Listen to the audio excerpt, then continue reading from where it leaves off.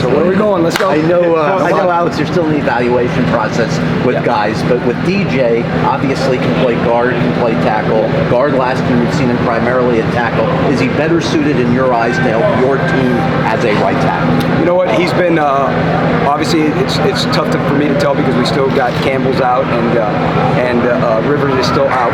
You know, but I'll tell you what, Scaife. I'm glad you brought Scaife up because no one talks about DJ Scaife, and he's a guy who's been awesome since he's been out here. He's got a tremendous skill, and he's a great listener. And I think that's one of the most overlooked abilities that an individual has, but especially as an athlete, especially a football player, where you could tell DJ something in the classroom, and immediately he'll put it into action on the field. And to me, that's a gift. That's as important as a vertical. That's as important as your 40 speed, and he really possesses that. So right now, he's proving that he can play right tackle at a high level.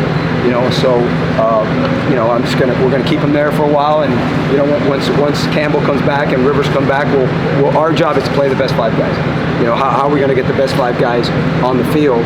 So right now, he's working his tail off, but he's been.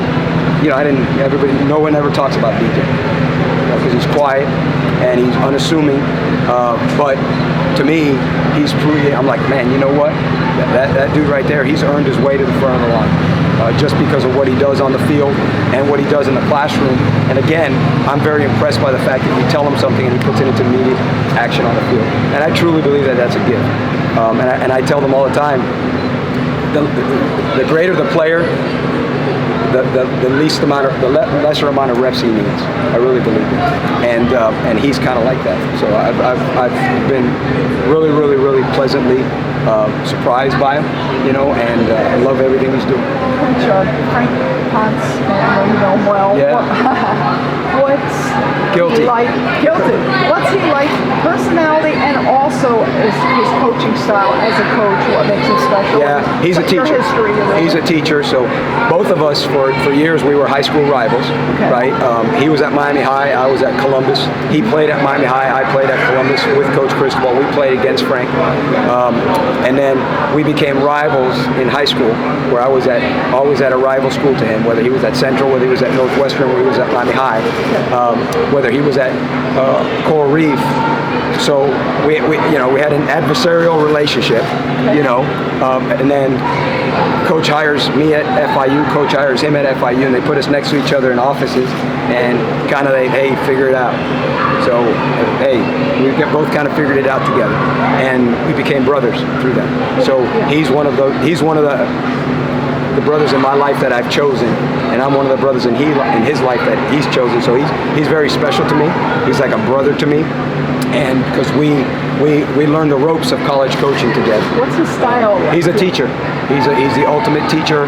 I can tell you this right now. He can go and coach the offensive line, and he can go out and coach the wide receivers, and he can coach the defensive line and defensive backs because he's had to do that at the high school level. He had to do that. When he was the offensive coordinator, the head football coach, and the offensive line coach at Miami High, he was all those things at one time. And you're coaching whatever comes in your doorway. And so he's the ultimate teacher,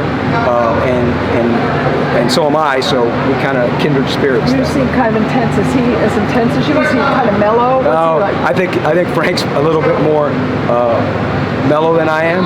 You know, I'm more on edge kind of guy. You know, that's just who I am. But he's a great teacher of the game of football. But if you put him, he could teach volleyball, he could teach baseball, softball. He's just a teacher. He's a teacher, and he's a guy that doesn't skip steps, you know. And I could talk about Frank all day because that's a brother to me.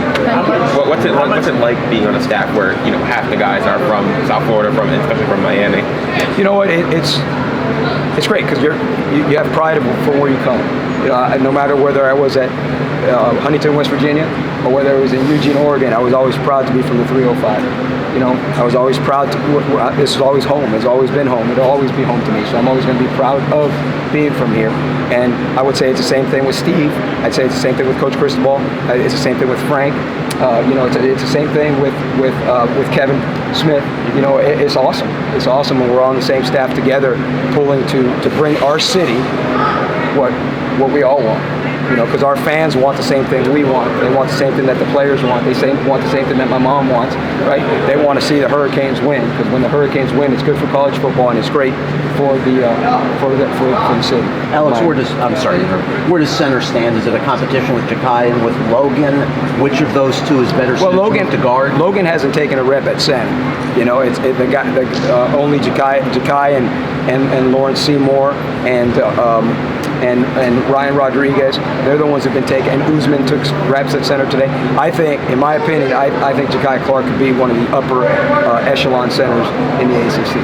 That's my opinion on it. So, and I think it's my job to keep helping him get better. And he's done a tremendous job of becoming, he's starting to display the leadership that you need when you have your hand on the football.